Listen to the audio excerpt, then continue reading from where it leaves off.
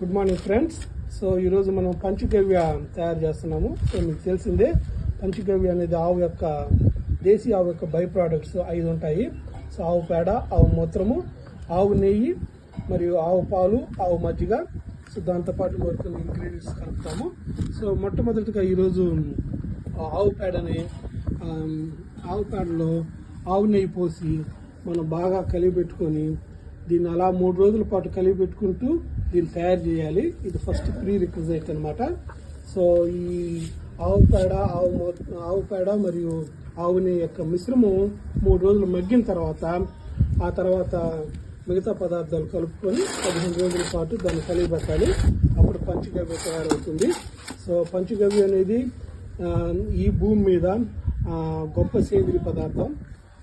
So దానివల్ల pest రాకపోవడమే కాదు, so బాగా దిగుబడి పెరుగుతుంది.